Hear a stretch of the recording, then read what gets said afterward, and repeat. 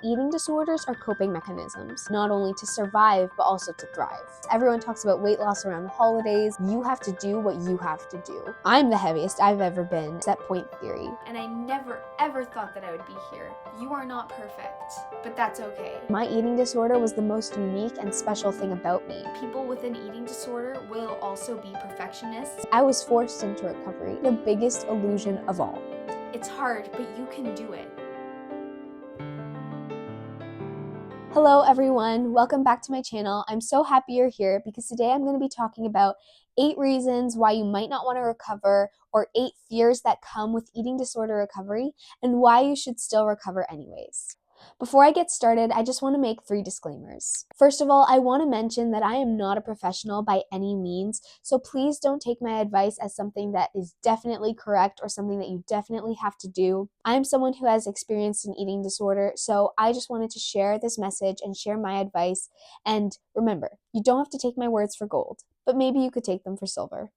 That leads me into my second disclaimer. This video is almost entirely inspired by Kati Morton. She is a professional therapist in the United States, and she made a video about 8 reasons why you might not want to recover and why you should still recover anyways. I just wanted to make my own video on the subject because I want to spread her message, and I know that when I was struggling with an eating disorder, I really appreciated to hear people who have actually gone through an eating disorder sharing their advice and their message, because I felt like they would understand me a little bit better. My last disclaimer is that I'm not going to be mentioning any numbers in terms of calories or weight because there's no reason to add that extra trigger in there. Before I mention all the actual points, I just want to say that eating disorders are coping mechanisms. Eating disorders don't come into our lives because we want to change our bodies, change the way we eat, or exercise plenty. Eating disorders come so that we can cover up emotions that we don't want to feel.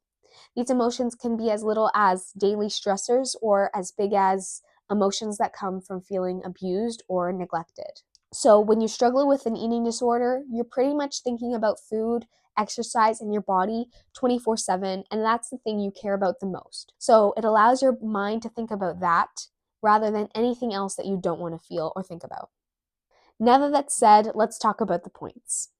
Hey, it's me from the future, and as I was editing this video, I realized that there were a few things that I needed to go over and fill in the blank with. So if you see me throughout the video, that's why. One of the fears that many people might have when entering recovery is the fear of gaining weight. I was definitely very afraid to gain weight when I was starting recovery, especially since all I had been trying to do while I was struggling with my eating disorder was to lose weight. But gaining weight is really part of the process. You need to gain weight to get back so many normal functions that your body had probably lost. Like, I know that when I was struggling with an eating disorder, I was always cold. My metabolism definitely slowed down. I was so low energy. I was dizzy very often. I know that I went to the doctor and I had an issue where my heart wasn't beating enough, because when you eat less, your muscles get smaller and weaker, and your heart is also a muscle. My digestion was also really poor because I wasn't eating enough, so my body didn't even really know how to digest enough. I don't know why I forgot to mention the fact that I lost my period while I was struggling with an eating disorder. That's a very significant piece of evidence, proving the fact that if you are not eating enough, your body will not be functioning properly. Like I said, your body needs energy for every little task it does. So when you're not eating enough, your body's going to reserve the little energy it has for the most essential functions, like your heartbeat and your digestion. Of course, that's not to say that your period is not important. It's just not as important as some of the other functions. So gaining weight gains back more than just, some extra weight on your body. It's also a lot of bodily functions that you need, not only to survive, but also to thrive. And I understand that weight gain can be so incredibly hard now, especially since our world is so diet focused. Well, not now, but it always has been diet focused.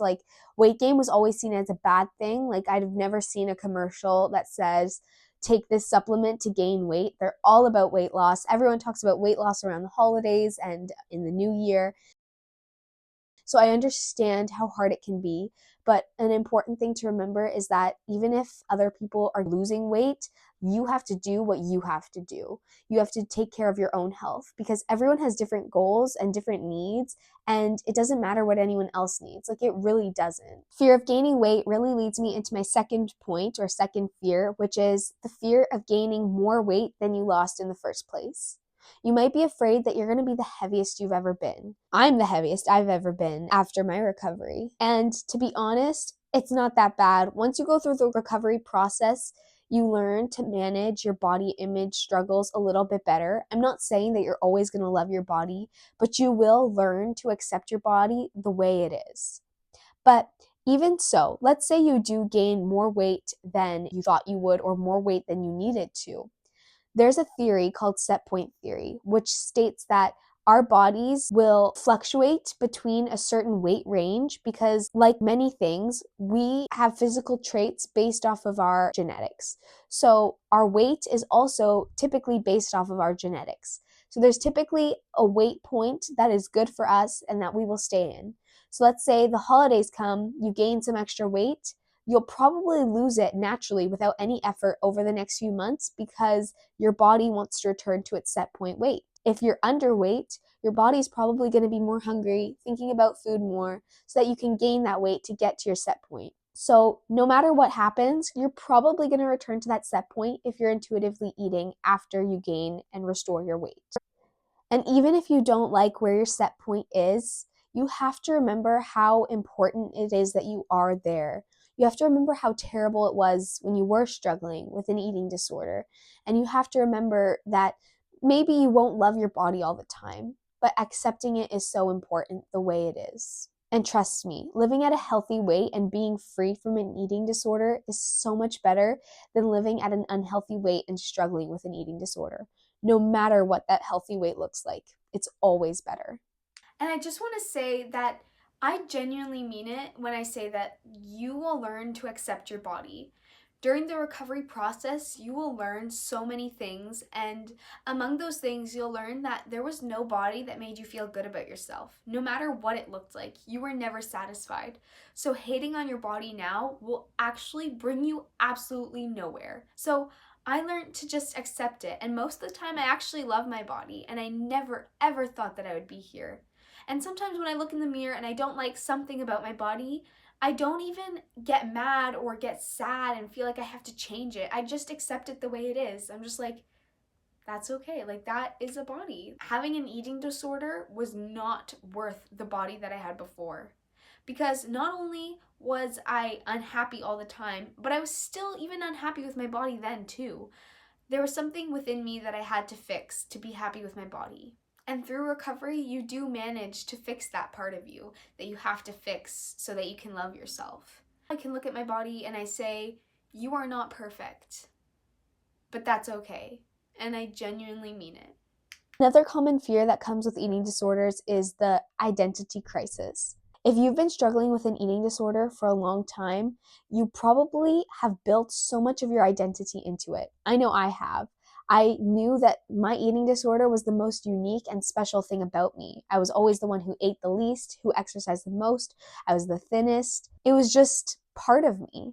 I didn't know who I would be if I wasn't Sarah, the healthy girl who exercises. Also, as I mentioned before, eating disorders are coping mechanisms to numb out feelings or memories that we don't want to think about. You're also numbing out emotions in your usual life. You're not going to be able to feel as much care and empathy and love for those around you. You're not going to learn what you do and do not like. You're not going to find hobbies or interests or things that you're passionate about. So an eating disorder can really steal your identity and just become your whole identity. But while you're in the recovery process, instead of being afraid of losing your identity, why don't you try and see it as an opportunity to find a new identity, to try new things and to see what you like? I personally think that it's kind of fun. Although I was really afraid of losing my identity at first, I started to learn what I like and I started to experience life better. If I didn't recover from my eating disorder, I wouldn't have found this passion for making YouTube videos about it. Another common fear is the fear of being alone with your thoughts. So, as mentioned before, eating disorders are coping mechanisms to deal with something greater than just food and your body. Maybe you had trauma in the past. Maybe you feel like you're not enough. Maybe it's just little stresses in your daily life. It doesn't matter what it is, it's just things that you don't want to think about. So, you use the eating disorder to cover up all those thoughts with something else. I, for one, used my eating disorder to cover up the fact that I did not feel like I was a valid, special, or unique, or beautiful human being. And I genuinely mean it when I say this had nothing to do with my family. I think that it was a lot to do with the scenarios I built up in my head regarding people at school and the way they would treat me. I was never bullied, but I think I just made up these ideas and thoughts in my head that I was unwanted and that they didn't like me, which just goes to show how you can be your own worst enemy. Another thing that I used to do, and many people do to make themselves feel like they're enough or that they're special, is to do everything to perfection, being perfectionists. Doing things to perfection and being a perfectionist can give people a sense of satisfaction that makes them feel like they're enough. It's common that people with an eating disorder will also be perfectionists for that reason. They have something within them that they're trying to fix or solve or make them feel like they're worthy or like they're enough. So they execute different things to make them feel like that, whether it's having an eating disorder or getting perfect grades or many other things. During your eating disorder, you had been thinking only about food and not those thoughts. In recovery, you're probably going to be thinking about those thoughts that you didn't want to think about. They're going to come on strong since you've probably been struggling with an eating disorder for a long time and therefore hiding those feelings for a long time. But they will pass and you will learn to overcome them. But I began to learn why I'm actually loved by people and why I'm actually here on this earth and why I'm special outside of my eating disorder. Like, all my friends, they don't love me because I was skinny or because I wasn't eating enough or because I was working out. They loved me because I was funny and I was kind and I would listen to them when they talk and offer advice and we would have so much fun together. And my parents loved me for those same reasons. And I'm smart and I'm funny and I can make these videos to help other people. And trust me, even if you don't see it now, you will be able to recover from whatever thoughts that you had in the past. And you can learn to develop some new healthy coping mechanisms like art, spending time in nature, spending time with loved ones. I personally loved spending time with my dog because he, unlike people, had no idea what was going on. So it was like, in a way, he was like a mini escape from what was really going on in my head and the situations that were going on around me regarding my eating disorder. He just didn't know anything. So he was like a fun person who I couldn't even talk to about it. He was just there, who would just accept me for me. I personally loved watching things that I loved as a child. It made me feel so comforted, like Disney movies, no question, no joke. I would watch Disney movies, I would listen to Disney songs. I loved it. People also really like journaling. I personally never really got into it. I find it boring, and I'm sure someone's going to tell me that I'm not journaling right because I find it boring, but what can I say? My favorite point to talk about, I think, is that recovery can feel out of control. For so long, while you were struggling with an eating disorder, you felt in control. Like, I know I felt so in control because I knew how many calories I was burning through exercise, how many calories I was consuming, what foods I was consuming. I felt so in control about everything, and I felt a sense of satisfaction from it. Even though my eating disorder was hurting me and I hated it in a sense, I loved the control. And suddenly, when I was starting recovery, at first, I was forced into recovery and it felt so out of control. I felt out of control because I wasn't cooking my food anymore. I had no way to tell what calories I was consuming. I wasn't allowed to exercise anymore. I felt so out of control. And then when I actually chose recovery myself, I still felt out of control because I still needed to let others cook for me and I still needed to not exercise for a long time. But having control over your eating disorder is actually the biggest illusion of all. Because if you really had so much control over your eating disorder, you would be able to stop it like that. But you can't. Recovery is actually taking control back from the thing that's hurting us. Because if you think about it, it's like the eating disorder was a body and a mind separate from your own. It was like it was telling you what to do even though you hated it. I can't tell you that I loved being hungry, but for some reason there was like a voice telling me, you can't eat right now.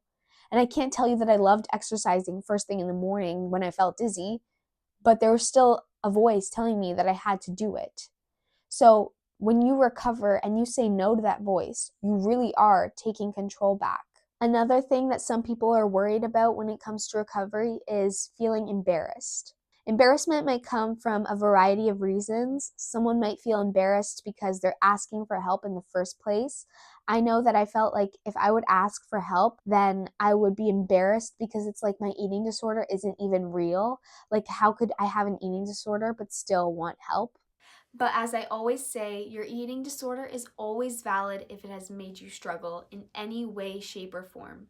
Some people might feel embarrassed for the things that they had done while struggling with an eating disorder, so opening up about that to someone might be really embarrassing for them. I'm personally so embarrassed to say that I threw out so much food while I was struggling with an eating disorder because I was pretending that I was eating it when I wasn't. And although some of the things that you might have done while struggling with an eating disorder were awful, you opening up about them is what's going to help you recover. And most likely, no one is going to judge you for the things that you did because you didn't choose to have an eating disorder. Eating disorders are mental illnesses. They are not choices. And let's just say someone does judge you. Someone is mad at you. Someone thinks you're crazy and weird for the things that you did while struggling with an eating disorder. You getting a little bit embarrassed or judged is worth the recovery. All judgment that ever happens is short term. Recovery is forever if you want it to be. Another common fear is the fear of being policed when opening up about your struggles. And what I mean by being policed is the notion that someone is going to try and take control over everything you're eating, watch you eat, make sure you're not exercising, and making sure that you basically recover, like forced recovery. Now, this is a really hard topic for me to cover because I can't say that I totally understand what the best method of helping someone with an eating disorder is. Now, I know that forced recovery is not going to work because I was in forced recovery like 2 or 3 times, and every time that I was forced into it and I didn't want it, I just went back to my old ways after I was kind of, let off the hook. But I know that when I did choose recovery, I was still policed by my parents at first. But after I had shown them how much I actually want recovery for real and they trusted me, they let me go and they let me do it on my own, and I did recover properly.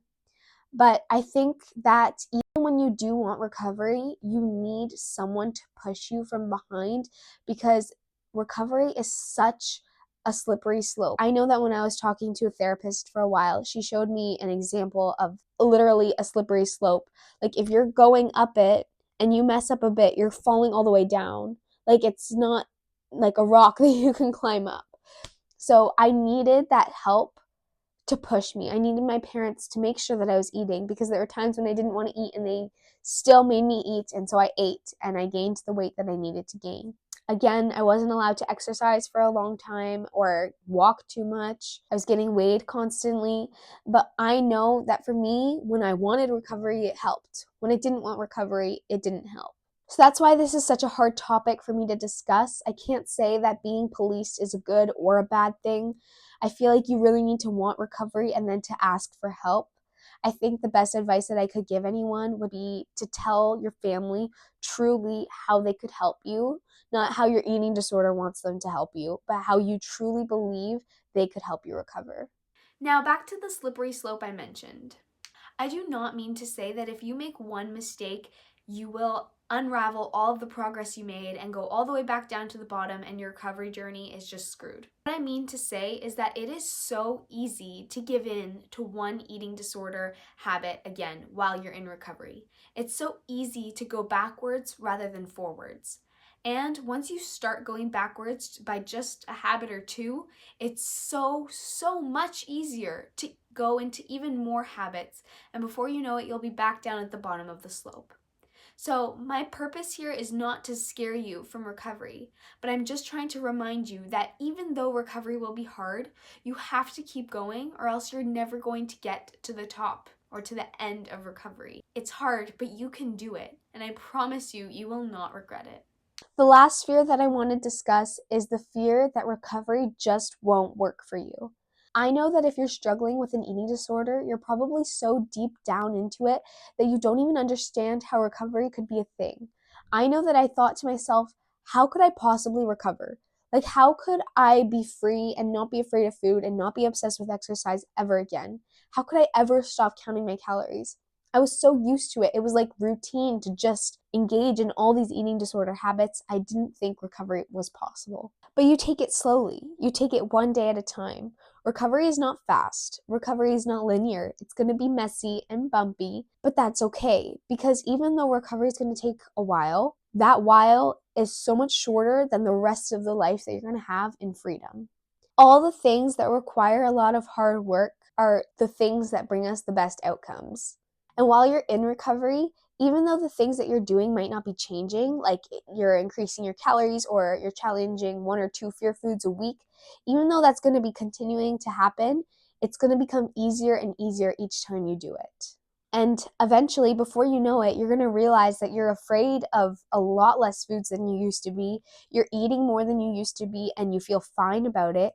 You're gaining weight and you're actually okay with it, even though you see some things that you don't like. You're accepting your body the way it is, and you're starting to heal those parts of you that were broken for so long. To wrap up the video, one thing that I want to say is that absolutely nothing is worth you having an eating disorder. Not being judged or ridiculed or embarrassed or being skinny or feeling in control or feeling like you're better than everyone or covering up those emotions that you don't want to feel. Nothing is worth an eating disorder because an eating disorder literally ruins your life. Thank you guys so much for watching. I hope this video helped you in whatever way that you need, and I really hope that you're going to be there for the next video. Bye!